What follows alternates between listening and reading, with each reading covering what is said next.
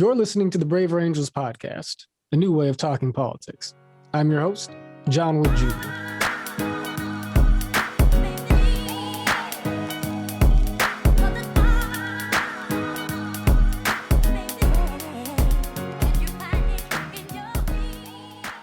Hey folks, if you want to go right to the conversation, fast forward just a couple of minutes. This is John Wood Jr. You're about to listen to a fascinating conversation between myself and Rakim Brooks. Rakim, as you will hear, is an attorney and strategist with the ACLU. The American Civil Liberties Union is a significant organization in American history that recently has come under fire for seeming to abandon core tenets of its mission to defend free speech, in the eyes of its critics at least. Rakim and I talk at some length about the ACLU and their ongoing relationship to defense of the First Amendment. But earlier on in the conversation, I asked Rakim to share his own personal story as a black man in America, having gone from public housing to participation in some of the elite institutions of American life. I, for one, quite enjoy Rakim's perspectives, and I look forward to hearing what folks thought of the conversation. It's possible some of us will have wanted Rakim to have been more fulsome in his commitment to free speech for conservatives. His focus is social justice, but his affirmation of the First Amendment is clear. So too is his preference for debate and dialogue over a culture of silencing. In Braver Angels news, very briefly, we have a debate on voter fraud featuring some key grassroots leaders coming up on March 4th. Learn more at braverangels.org.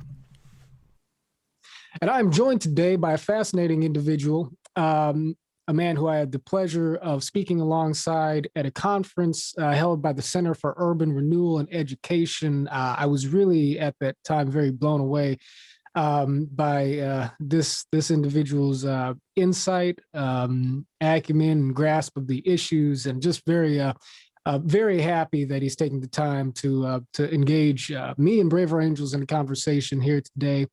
We have with us Rakim Brooks, campaign strategist, public interest attorney with the American Civil Liberties Union. Rakim, how you doing, brother? Hey, I'm doing great. Thanks for having me, John. Yeah, man, absolutely. Well, like I said, it's a pleasure. Okay, so there are a lot of interesting things on the table to talk about. We are here sort of pivoting into 2021.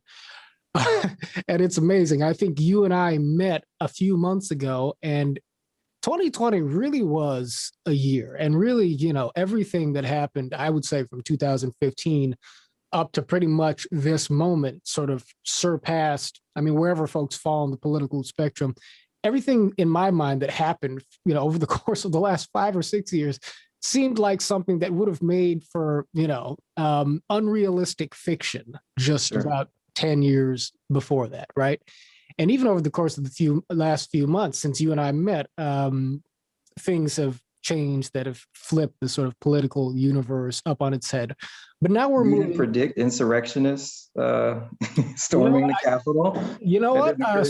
Somehow or other, and yet again, sort of like wherever you fall on the scale of things, it almost seems fitting just that the craziness of, this period of time would have climaxed in some way that was completely beyond belief and predictability. But now I think that a lot of folks so we're transitioning now into the first weeks of the Biden administration.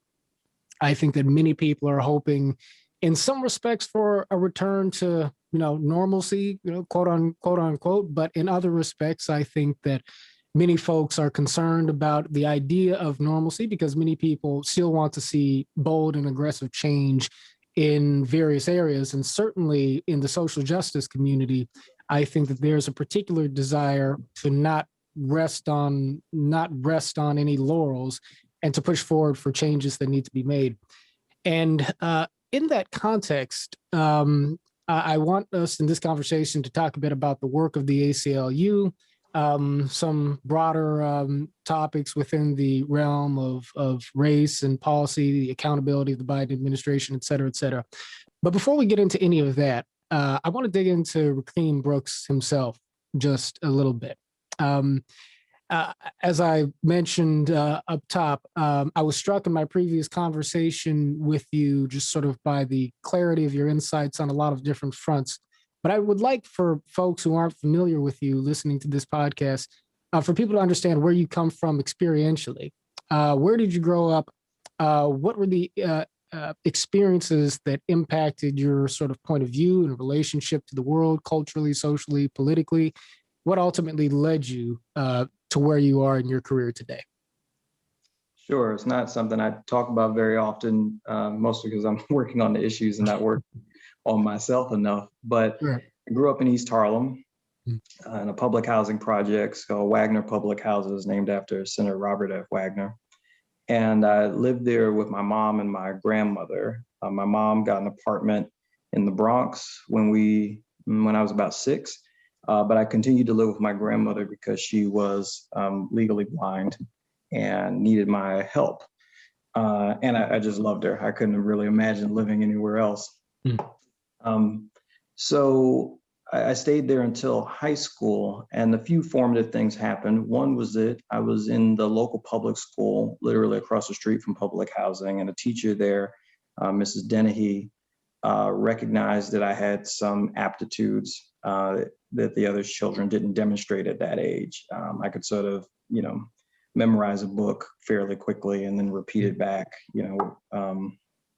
and theatrically often. But she thought this was special and got me to take a test that has now become the source of great controversy for the talented and gifted schools in New York, of which there were maybe 5 at the time, but only 1 in East Harlem. And I got in after taking this exam.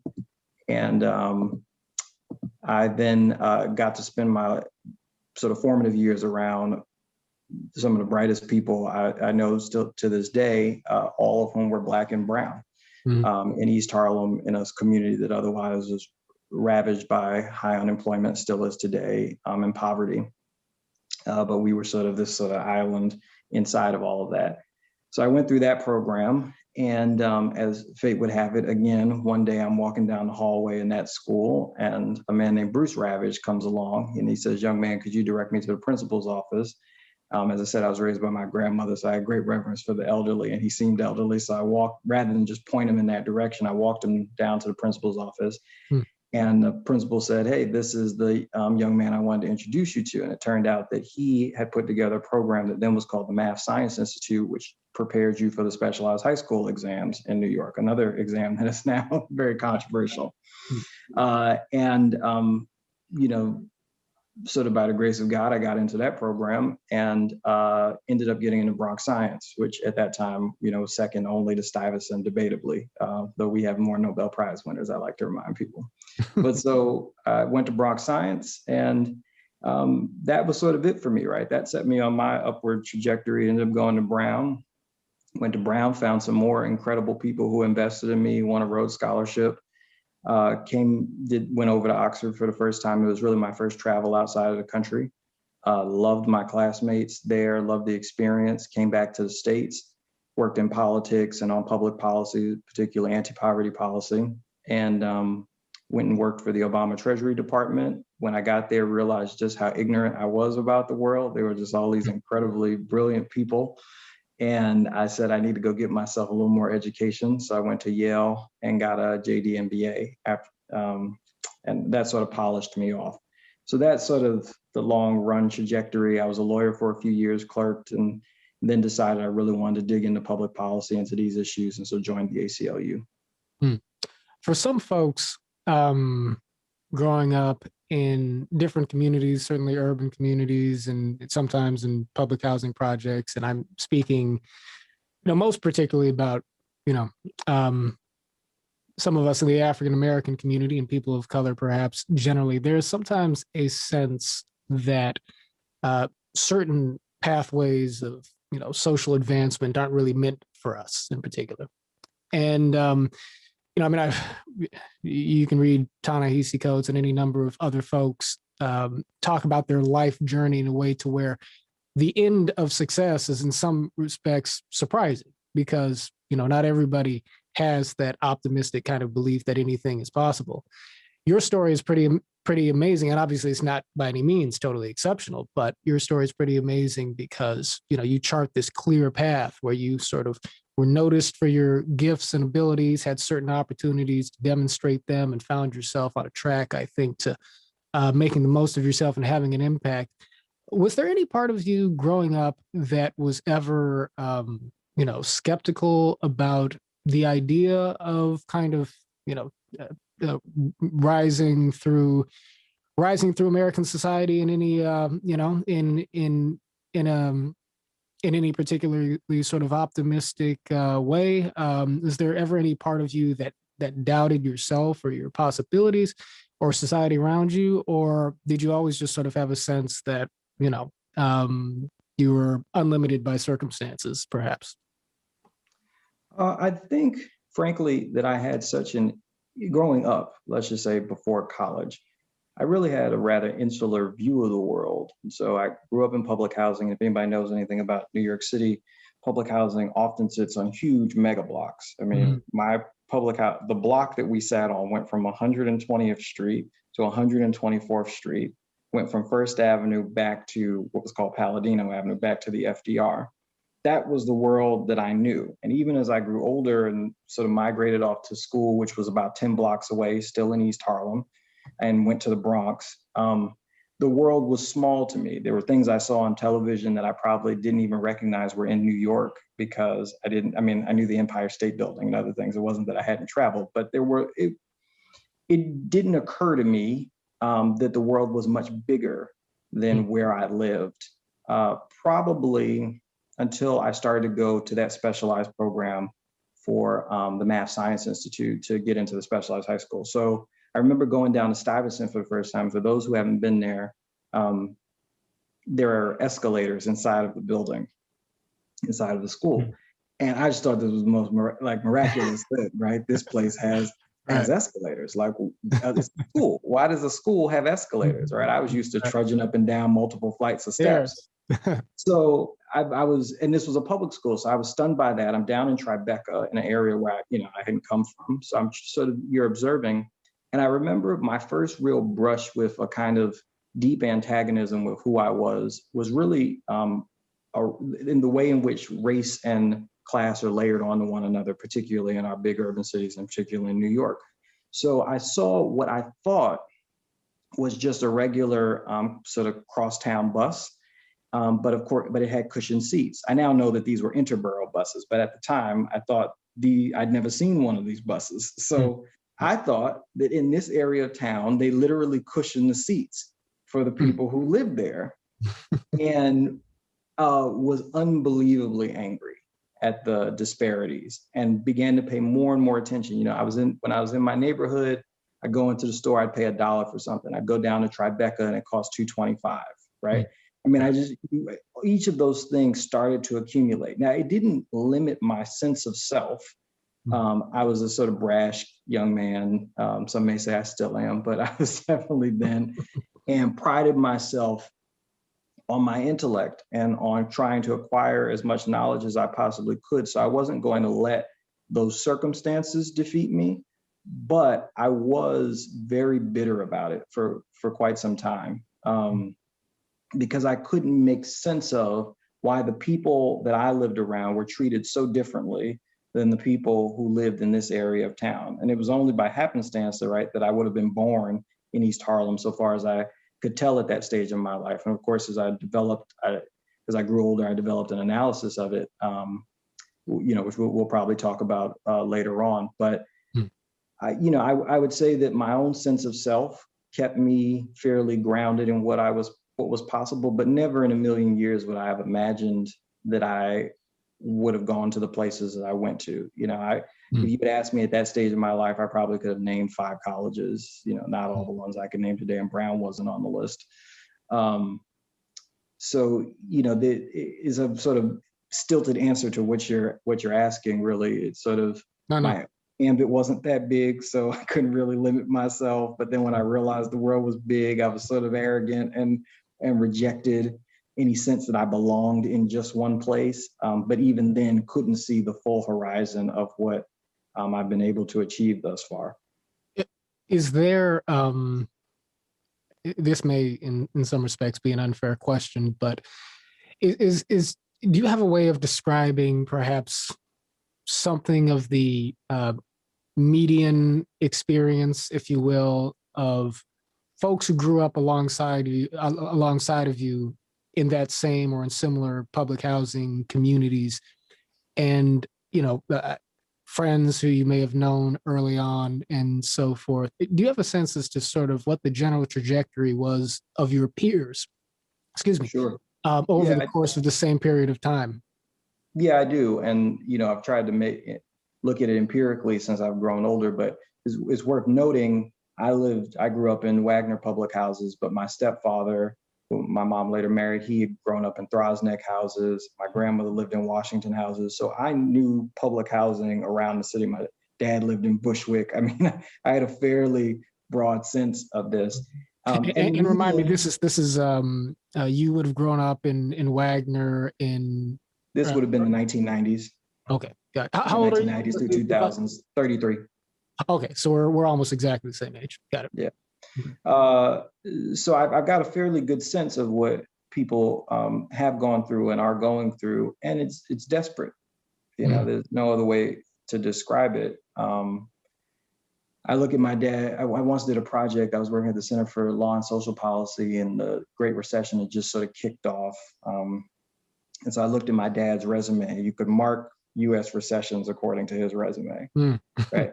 Right. That's a common feature for people who live in public housing. The only the thing they have to be grateful for, frankly, is that when they lose their jobs, they're not kicked out, right?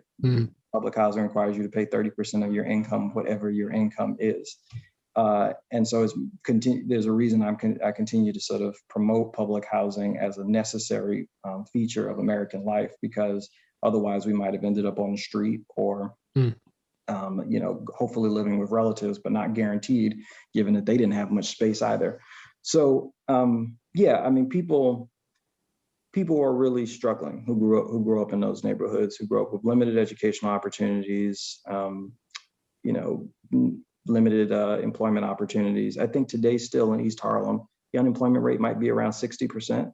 And I suspect it was like that when I was a kid. I'm not 100% sure. I haven't looked that far back, but suspect that was the case.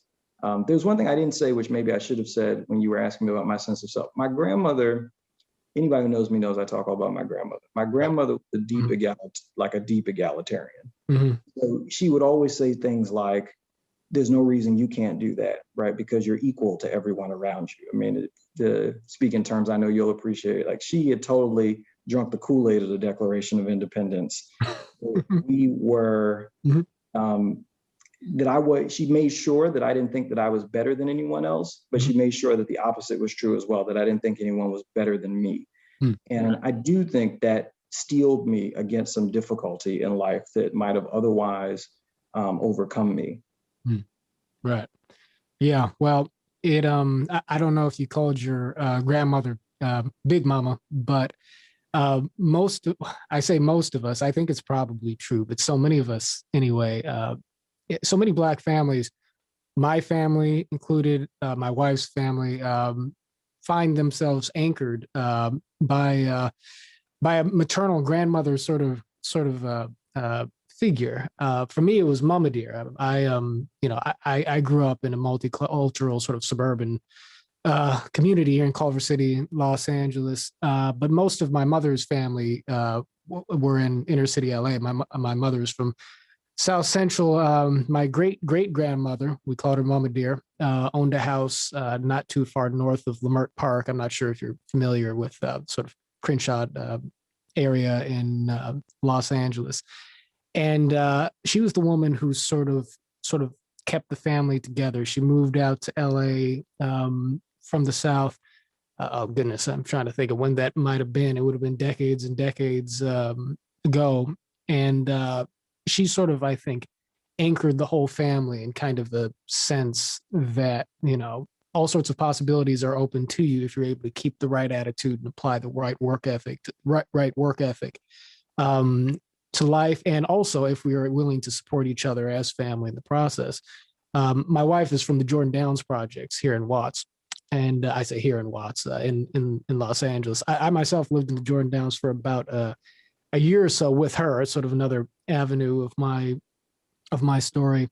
And her story is, it reminds me in some respects maybe of yours, because she had all sorts of, peers in the neighborhood whose outcomes in life were sort of like some of the folks you came up with, fairly tragic, but she was insulated from some degree, at least, of the struggles in the area, in part because while for one, she had the influence of her big mama, who was very much an anchor for her and her family. Her grandmother was her mentor, her mentor, her confidant in so many respects. Her parents, she lived in a 2-parent household. Her mother and father, my mother and father-in-law, stayed married, had all sorts of difficulties, but stayed married and also were very much rooted in the church. And now they went sort of out of their way not to send her to schools in the area. She tended to attend mostly private schools and schools outside the immediate vicinity. But being rooted in the church, being rooted, I guess, in family, she was sort of kept from some of the exposures that I guess led other kids her age in different directions. And so the reason I'm interested in your story and sort of interested in stories in general is because I feel like society sort of plays out on a couple of different levels when we analyze what factors lead people and groups to the outcomes that they ultimately sort of reach in life. On the one hand, there, I think, is the sort of level of policy and broader structure in society, which clearly has a large scale sort of impact on people's destinies, people's fates in American life. And that clearly, in my belief, correlates strongly to racial and cultural and ethnic experience, and with particular consequences for African Americans. There's also, of course, this other aspect which Black conservatives tend to focus on, which is the role of family, the role of the local community, the things that we can do on sort of the micro level to overcome various obstacles and so on and so forth. I want to get into this sort of different tracks of thinking, particularly within the Black community as we go. But I want to ask you, where did your work in public advocacy and ultimately your role in the ACLU, what led you to, where did that come in? And how is it, describe the work that you do today and tell us a little bit about how the work you do reflects the convictions and the analysis and the worldview that you've developed over the course of your personal experience. Sure. So presently, as you listed at the top, I'm a campaign strategist with the ACLU, and in particular, leading a new initiative that we launched just last Tuesday called Systemic Equality. It's a racial justice agenda that, make a long story short, prioritizes access, equal opportunity to access certain things like housing and broadband services, which we now know so important. Who's tackling the racial wealth gap, thinking about questions like student debt, like access to basic financial services, and the child tax credit, which has come all the rage in the last week or so. Thinking about voting rights and access to the franchise, which we call our sort of empowerment plank. And finally, thinking about reconciliation through the reparations bill, HR 40, which would establish a committee to study reparations for Black Americans. And prior to this, I was working at Sussman Godfrey, a firm that I loved. I mean, really, I have never been happier in a place. But it's, ultimately a private law firm, and they do great work and a lot of good, but that's not your full-time job to do public work. And so this opportunity became available at the ACLU, and I decided to take it. There were also family considerations that built into it, but I won't bore you with those details.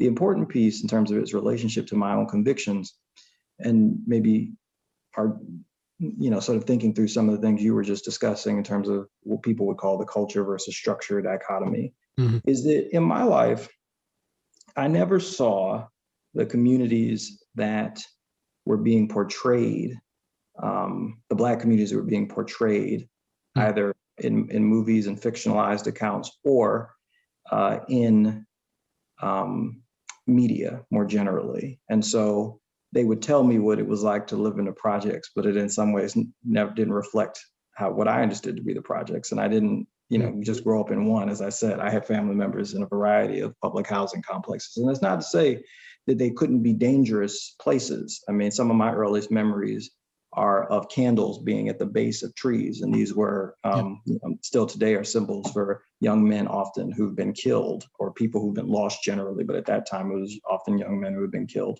in one way or another. So those things existed, but it's hard. It was always hard for me to explain to people how, in some ways, marginal that was to the majority of the experience that you were having in the community. These were just poor working people who had the same values as every other American because they're all Americans.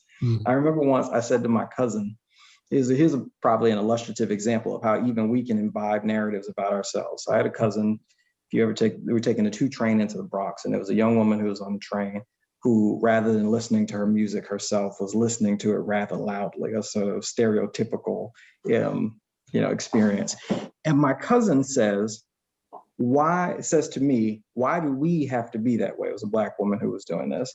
And I looked at her and I said, what makes you say we? Everyone on this train is Black. There's only one person acting that way. That's her. Annoying all of us. It's one individual who's annoying all of us, but you somehow feel like it reflects on you. Whereas I think everybody who's sitting here peacefully reading their books, waiting to get off on their stop, reflect us. Right. And so that leads me to the place that I'm in, which is the things that limited those people's lives, like my father's, were not choices that they were like bad choices that they were making. My father isn't choosing to get laid off every time there's a recession. My father never misses a day of work, right? He's not choosing that. Those are structural conditions. And so I'm, one example, it's not something we're working on presently, but I'm excited to see the work that the Federal Reserve is trying to do on racial equity and realizing that prior to this very moment, they would allow the economy to run hot up to a point, which is to say, keep interest rates low and money cheap. And then as soon as inflation would start to tick up a little bit, they would shut it down. And the people who were hurt most by that were young Black people in particular, but Black communities as a whole, working class Black people.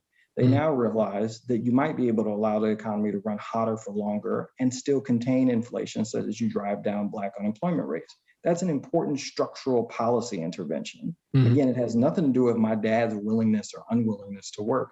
It has everything to do with the supply of jobs in the economy. And so long as we're going to have a central bank that controls interest rates, we ought to do it in such a way that we make sure that we're taking care of every American, regardless of race, but paying particular attention to the experiences of some Americans because of their race. Right. It seems to me that the ACLU is moving in a direction, at least looking at the headlines and so forth, to where it is more actively sort of putting its influence in the direction of pushing for change, pushing for reform, and a deeper addressing of these structural sorts of issues that you are referring to. The headlines that came out relative to the campaign you were just talking about were, sort of along the lines of the ACLU has come out for reparations, is making big reparations push. Part of what you just did, I think, was illustrate the fact that there are some more details and dynamics to that. I want to talk a little bit about the ACLU very quickly, because I know that we'll have folks listening left and right who are going to have certain impressions on the work of the ACLU as it exists today. And I'd like for you to respond to them a little bit. And I think this will tie us back into the larger frame in which we're talking. But I know that a lot of folks are going to look at the headlines about the ACLU and say, okay, the ACLU is coming out hard for reparations. They've adopted a broader social justice kind of program, which maybe ties into the perceived abandonment of the ACLU of the what had always been, for many folks, sort of its core mission, which was the defense of free speech in America, civil liberties, but certainly a defense of the First Amendment. There was a memo that I guess was leaked or something not too terribly long ago in which I guess officials within the ACLU were talking about weighing the trade-offs between advocating for the defense of free speech in certain specific cases when that might seem to conflict with the work of equity and justice. My question for you is, do you perceive the work of the ACLU as having shifted in some significant way? And is that shift also indicative in any sense of a pivoting away from the historic mission of safeguarding the First Amendment? What do you make of those concerns? I would phrase it the way that the new president of the board of the ACLU, so not the executive director, but president of the board, Deborah Archer, put it, which is the ACLU defends the Constitution of the United States. That's not just the First Amendment. It includes the 13th, the 14th, and 15th Amendments as well. Mm-hmm. And I think her point, I don't even know that I should add more to it than that, but I'll elaborate just a bit.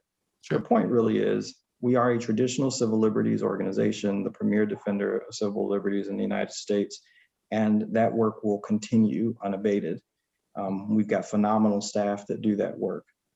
We also do work on police and mass incarceration, for example, Fourth Amendment concerns, Eighth Amendment concerns. Mm-hmm. What we're doing now, pardon me, is deepening our commitment to racial justice along the 13th, 14th, and 15th Amendments, not just doing criminal justice work, important as that is, and we will continue to do that work, not just doing First Amendment work. I'd remind people that presently where we're representing DeRay McKesson in his free speech case, protester free speech case.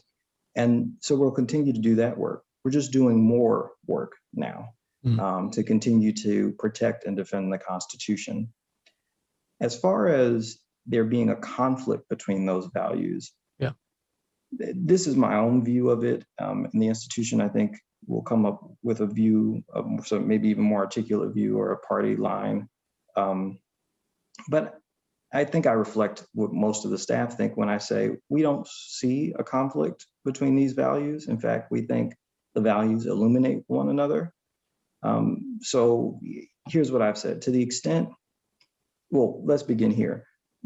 African Americans being a minority in this country and believing and being truly committed to the democracy, we haven't left, we haven't engaged in any insurrection, rely on the First Amendment more than any other group of people, right? Mm-hmm. If you are going to protest and peacefully assemble, you need the First Amendment, right? Okay? Mm-hmm. So there should be no sense in which Black people in fighting for their rights in this country are somehow alienated from the First Amendment. No, we love and cherish it, and we value it and view it as an essential component of a free democracy, and as an essential tool to Black people, liberation in one sense, if that's the term you use, or otherwise seeking equality.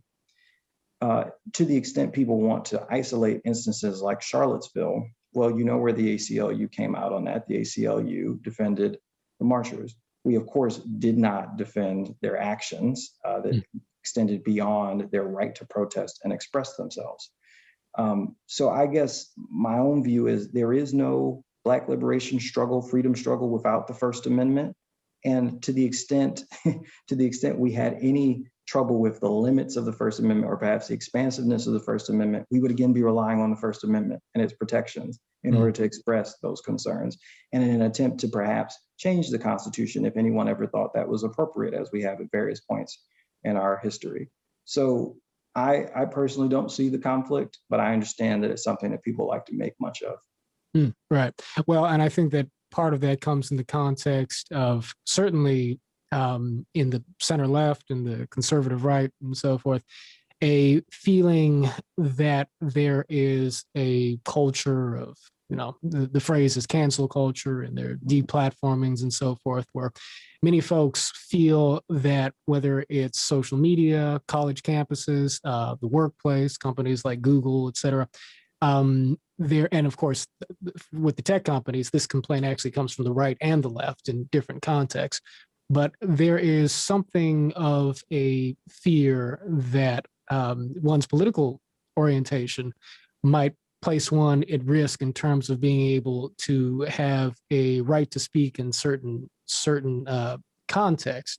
Now, if you go back in time, of course, and you mentioned the fact that the ACLU supported the protesters' right to speak in Charlottesville, certainly not, the actions that followed. You go back in time, you can find examples of the ACLU actually defending white supremacists, and taking up the cause, well, at least, in a legal sense, defending white supremacists' right to speak and protest. Obviously, I would think disagreeing within the culture of the ACLU with the substance of what those points of view were, Correct. but as a matter of expressing the imperative of defending the First Amendment for everybody, which you and I agree has been key to a culture of protest and the advocacy for civil rights and civil liberties historically up until now, for Black Lives Matter just as much as anybody else. Is it within imagining that the ACLU today still would be willing to take up a case like that, right? To defending the civil liberties of, let's say, a hard right-leaning organization that may even let's with standard conservative organization, or maybe something beyond the pale and outside of the conservative mainstream or the American mainstream. Is it within imagining that the ACLU has a commitment to the civil liberties of folks and organizations on the conservative right and beyond in today's climate, or does that have to give way, I think, to more pressing advocacy for matters of social justice? I guess at a principled level, I'd say the ACLU will always defend the rights of every American to exercise their First Amendment rights, period. Right. There could be an open question as an organization with limited resources where we choose, let's just assume everybody is speaking all the time, saying all sorts of things that may or may not be controversial. Which they are. Which they are, right? So we're always picking and choosing who to support. I think there may be some concern that we would disproportionately choose liberal causes over conservative causes. I think that we'll choose causes as a whole to the extent there has to be a rationing that advance the organizational mission of the ACLU, which is to protect and defend the Constitution. And so if state forces are seeking to limit the right to organize and protest, they could do that anywhere in the United States. And so we would be concerned about it. And I think prioritize it regardless of who the speaker was, provided again that they weren't inciting a riot or something like that. But I'd say generally, maybe a point to make about cancel culture, because I think I've always wanted to say this. Go for it. It is a fascinating concern to me, because if you read John Stuart Mill's On Liberty, what does he say exactly with regard to free speech? He says, of course, the community will have a role in expressing opprobrium for unpopular views. And all he's trying to do is protect you from violence of a variety of kinds. Now, I understand I'm a progressive, right? So economic violence concerns me. People losing their jobs because of the things that they say concerns me. But as the ACLU and a civil liberties organization, I think we will protect the right for people to speak from government intervention. But of course, society is going to find, in a free and open society, people are going to find ways to express their disagreement with what other people have said. And the question, it seems to me, when we talk about cancel culture, is more often than not someone expressing their views about the government, for example, and having the government suppress their speech. It's actually having institutions, social institutions, suppress their speech in one way or another. And by suppress, I mean not literally preventing them from saying it, but rather allowing them to saying it and then taking action against them for saying it. All of that seems to me to be within the bounds of a civil discourse. And we're just trying to now iron out what the exact limitations of that might be.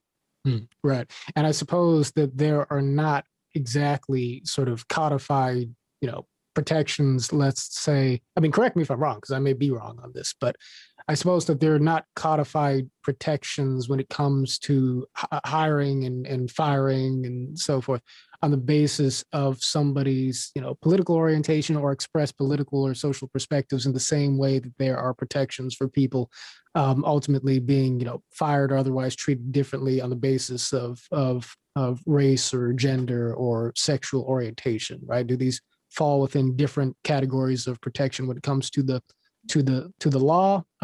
Because I think in a lot of people's minds, we think that certainly these things must exist on a level when it comes to the prejudices of institutions and how they treat their employees and how they platform people, et cetera, et cetera.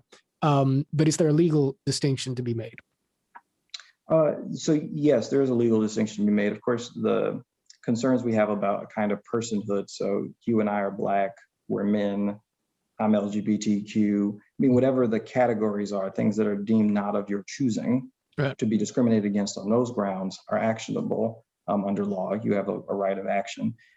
There are cases in which you have a right of action based on free speech concerns, but they're much more limited.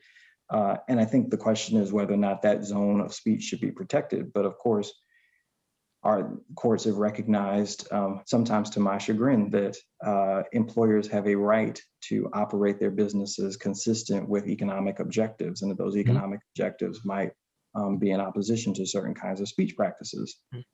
That's sort of where we've settled. We can move that ball, but the conversation about cancel culture, I think, sometimes loses sight of the fact that the protections for free speech are against the government. Understood. Now, the conversation over cancel culture, obviously, at this moment is unfolding in the context of a larger transitioning of American society into the opening, weeks of the Biden administration, into a period within which, as I mentioned up top, on the one hand, I think Americans, generally speaking, are hoping that we can come back to a place of, sort of basic functionality in our politics, a place of rehabilitation, perhaps reconciliation socially and so forth with our neighbors, our families, relatives, friends, et cetera. But on the other hand, many folks are certainly adamant that instinct not lead to complacency in terms of advocating for social justice.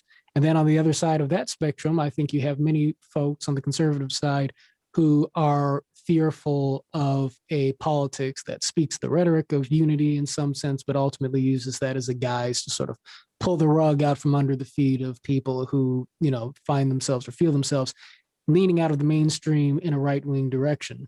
From your vantage point, and speaking from the perspective of somebody who is actively working on the project of equity, social justice in its different permutations, do you perceive? Are you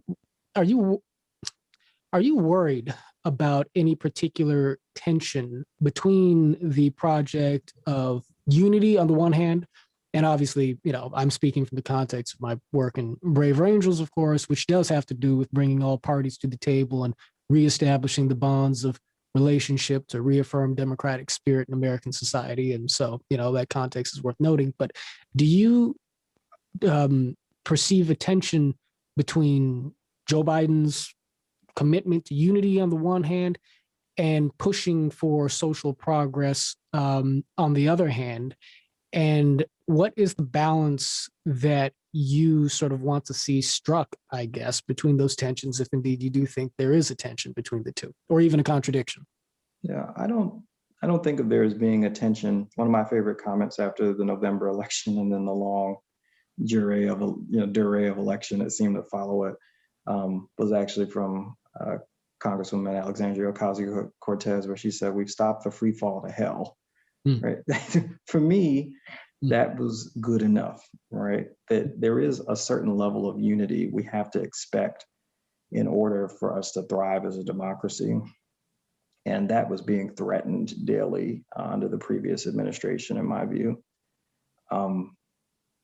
The attack on the Capitol, I think it's even hard to say. It's hard to even put into words just how devastating that was to our sense of civic community. But in any case, I think we're past that now. And I think we can have a certain level of unity, a certain level of common respect for one another's views and differences of opinion. And most fundamentally, we don't have to like each other, but there is something that requires us to be committed to the procedures and processes that allow us to resolve our differences. The conservative George Will, I believe he wrote a short introduction of political philosophy, if I remember correctly. One of the things he says is that partisanship is the start of politics, right? We have partisans. We have people who have differences of opinion, who form into parties. There will be clashes of ideas, but that's what we want to limit it to, is clashes of ideas. Now, those ideas are of great consequence to people's lives. I think both sides believe that. Both sides believe the other side is wrong about what the consequences of those are to people's lives. But that's sort of irrelevant. We had moved to a place where we didn't seem to even agree on the procedures for the resolution of conflict. right? I mean, law is a procedure for that. Our various elections are a procedure for that. That to me is the kind of unity about which we're really speaking. Just an agreement that if everybody follows the rules, we will be bound by the outcome of the election, right? Everybody follows the rules, will be bound by the outcome of the vote. And you, of course, have a right thereafter to protest in the sense that you don't call into question whether or not the vote was legitimate and fair, except by legal means. But you then call into question the purposefulness or utility of the decision that was made, waiting for your next moment to again engage in the process to try and secure a different outcome than the prior outcome. Right.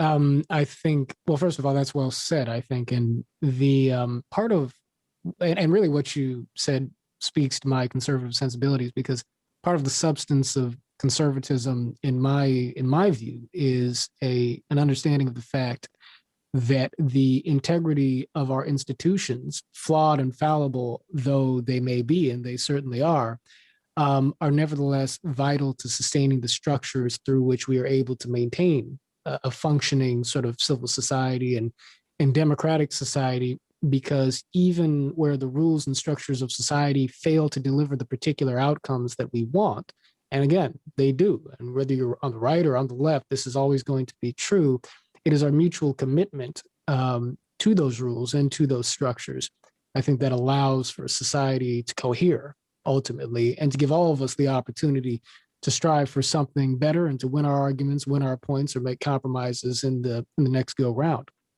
But on the subject of social, on the subject of, if you will, depolarization, the social fabric, moving in the direction of a greater sort of congeniality in our politics and society writ large, I want to talk a little bit about the current sort of culture of activism in America, how it plays into the health of our civil society, and tie that a little bit into the spectrum of perspectives and the relationships that exist within the Black community on these issues. So I frequently receive outreach from people in state and other government agencies, and sometimes elected officials, law enforcement, et cetera, where the question is, how can we set the table in a way that allows for a constructive dialogue to take place, in particular with sort of this a new generation of activists that seems to be very much highly energized and even sort of theatrical in terms of how they advocate for change, but oftentimes dismissive of the kind of nitty-gritty work of generating compromise and material progress, which sometimes comes with, sort of lowering the temperature. And one way in which this has expressed itself in many cases that I've observed or had reported to me is in cases where older stakeholders in communities, people who have sort of worked with public bodies and law enforcement, if you will, and have seen localized episodes of progress over the course of years and even decades, have found themselves literally sort of shouted down in public settings by, again, sort of a new generation of activists, particularly in the aftermath of the death of George Floyd and over that summer of protest, who are pushing in a very visible way for change, but who seem to be, in certain cases, having the effect of silencing sort of, voices that have been doing the work in the community for a long time, I guess in part because they're not convinced of the value of seeking sort of compromise through traditional sort of diplomatic kind of engagement. And that ties in a little bit to just another question I want to insert underneath it, which is that part of what I've wanted to see in Black America in particular is a sort of constructive dialogue built up that between sort of if you will conservatives in the Black community and progressives and everybody in between. And one thing I think you and I both know is that while there are not too many Black Republicans, there's certainly a conservative, a larger kind of conservative disposition through much of the Black community that is not necessarily represented in kind of, mainstream political representation of Black political sensibilities, that it's nevertheless there on the ground in local communities. Sure. Right. I've wanted to see a constructive environment built into where the full intellectual and cultural resources of the Black community and its sensibilities from left to right can be marshaled in a constructive effort for change, whether through advocacy or building up our resources on the ground in communities. And so I'm wondering what your sort of, evaluation is of the culture of protest and activism as it is currently developing, certainly since the summer of protest following George Floyd. Do you have any constructive critiques of that evolution? And do you see space ultimately for a deeper reconciling of the spectrum of political and social perspectives within the Black community that may avert whatever polarization we are sort of experiencing within the Black community itself? Sure. Well, let me start with the second question first, as I have a more immediate response to it, which is I have always been of the belief, maybe it's why I'm at the ACLU, that speech is good, opposing opinions are good.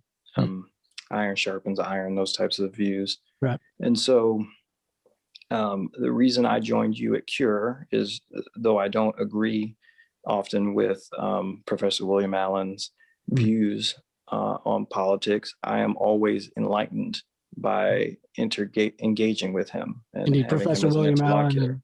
Professor William Allen and Star Parker, who head the organization, the Center for Urban Renewal and Education. Yeah. And I ultimately believe that even, if I can be so bold as to say, even wrong views nevertheless illuminate in a variety of ways. Mm-hmm. And so I think we make a mistake in terms of our own intellectual development, our own moral sensibilities, when we refuse to listen to others merely because we think that they're fools. I mean, one of the great, I don't know if it's quite a parable, but, in Shakespeare, the fool always has the wisest thing to say. Now, that may not often be the case in real life, but he was trying to make a point, right? Mm-hmm. That we don't exclude people from our society merely because they hold views that we don't agree with.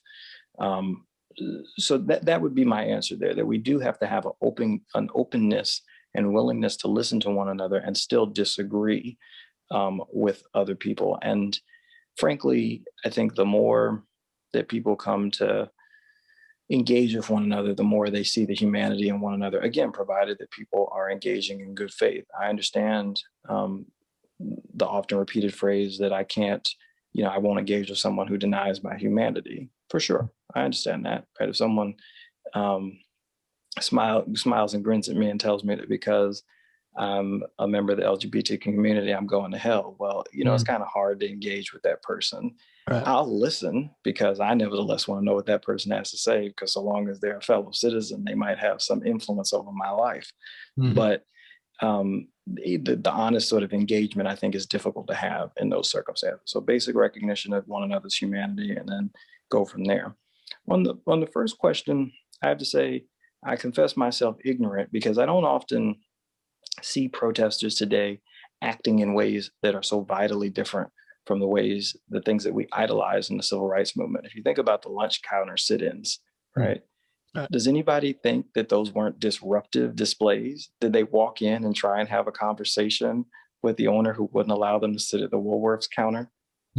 Now, people might feel differently about it because they're not shouting, right? But I guarantee that if the same BLM protesters went in and just sat on the stage in mass or prevented people from entering the space in mass, it would be a similar kind of concern, if not concern, surprise, shock, and outrage. Now, people might say, well, the issues are different, right? You're trying to gain access to something that you should have a right to. In this case, you're trying to prevent people from speaking because you disagree with their viewpoints. On that, I would agree. I don't think that we should be in the process of denying people the right to speak. But we, as a society, also must acknowledge that words have power and that there are different power relations. So I sometimes say, in the context of the work that I presently do when I'm organizing with other groups, When someone disagrees with me who has power, I have to ask myself, well, what do I have that will allow that person to hear me differently, to act as I would like them to act as part of the civic process? Right. And sometimes that's not conversation.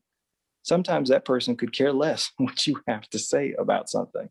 And so in the case of police brutality in particular, it is often the case that the positions held by police unions, so to separate the sort of older Black community members for a moment who may agree with the police union's position, but let's just start there. By police unions and mayors are antithetical to things that the protesters want. Mm-hmm. Well, what good will conversation do in that case? They've got to figure out other ways to bring pressure to bear on the mayor and those police unions.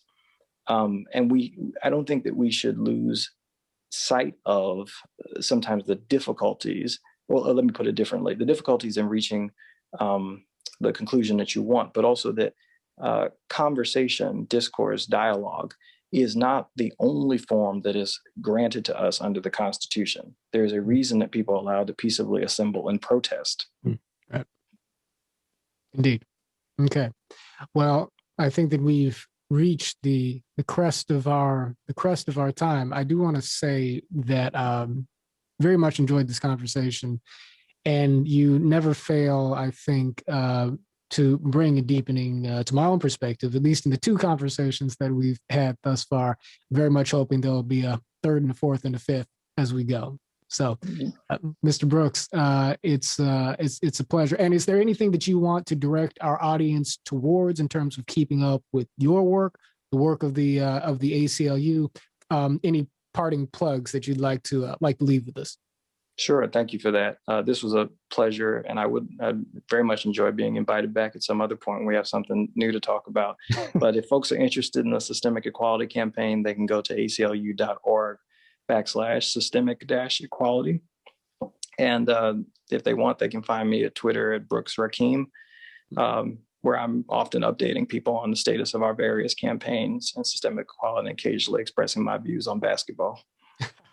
Indeed. Well, we'll include links in the description. And for folks who are interested in the work of Braver Angels, who believe in the project of renewing our spirit of democracy and building bridges of relationship across the political and the cultural divides, keep in touch with us. Visit us at braverangels.org. Join us as a member, and like, share, and subscribe to this podcast. We are building a house united. Until next time.